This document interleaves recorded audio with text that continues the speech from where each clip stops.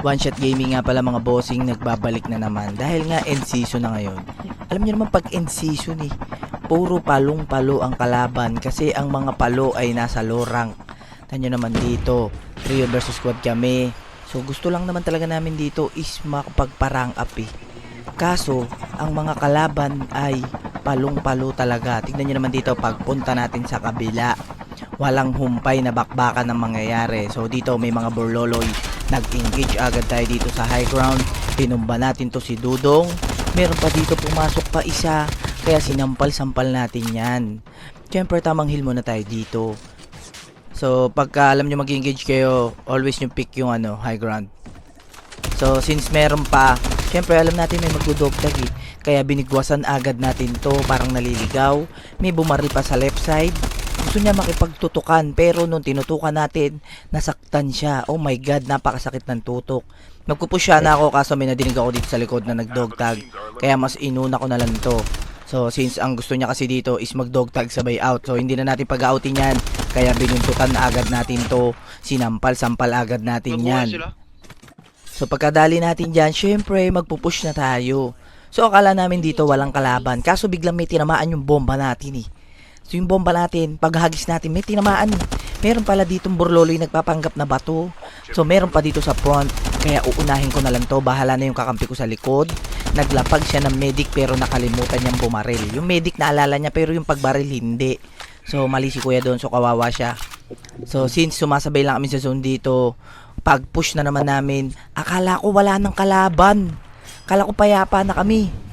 Kaso pagpunta ko dito, pagsilip ko, oh my god, may bagong baba pa. Kaya pinutukan natin yung burloloy. Pagka ganito yung situation guys, ayan, palagan nyo lang, lalo kung nasa range kayo. Tamang head glitch lang kayo dyan. Huwag agad kayo dudungaw. So since nakikipag head glitchan tayo dito, kaso nabarag natin siya. So kung may bomba ako, mapipitas ko yan. Kaso wala ako napulot na throwables doon kanina kasi since ginamit na natin. So magpupush ako dito para makatry ako makapitas. So may looter dito, mas pinili niya mag-loot kesa kumuha ng ibang gamit doon. So since nasa black market, pwede naman siyang pumik doon.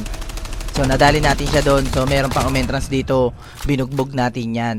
So pagka ganyan, huwag kayong mag-loot dyan since may kalaban. So mali kayo dyan. So pwede naman yung choices nyo is black market. So hindi niya pinili, mas pinili niyang balikan yung loot niya, kaya mas lalo siya nadali doon. So pag push natin dito, meron na namang mga dudong dito. Yung isa dito nagpanggap na bato. Pag push natin, kala niya hindi tayo marunong mag-backslide So tinutukan natin siya rito, binugbog din natin siya. Gusto niya magpakilala pero hindi niya alam pogi yung kalaban. So since pogi tayo, magpupush ulit tayo dito. Ito yung kanina pa, ito makulit Puti na lang nadali siya ng tropa natin. Pero kung di nadali, madadali ko din yan. So since nadali na yan ng tropa, okay na yun, binigay ko na lang yung kill sa kanya. So pag nag-push kami dito, kala namin wala. Biglang may mga umentrance sa pogi. Hindi, pangit pala kasi kami yung pogi dito.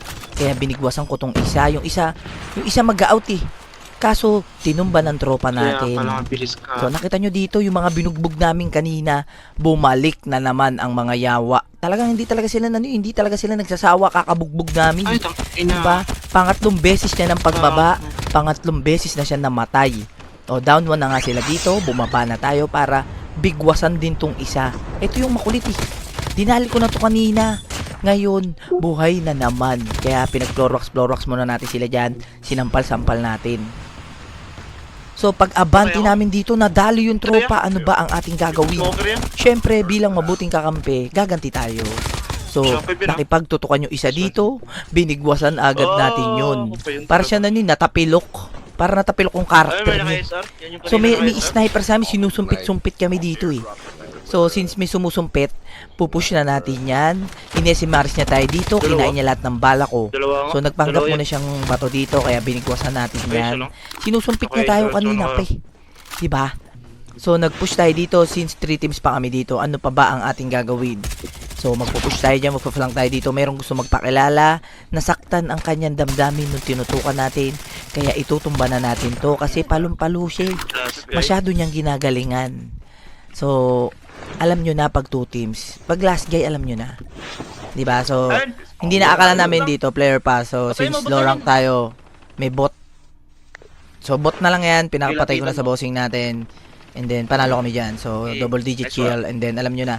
So, So kung natapos mo tong video na to, make sure na mag-follow, mag-react, mag-share, and then kita sa susunod na video. Napakaswerte. Bye-bye!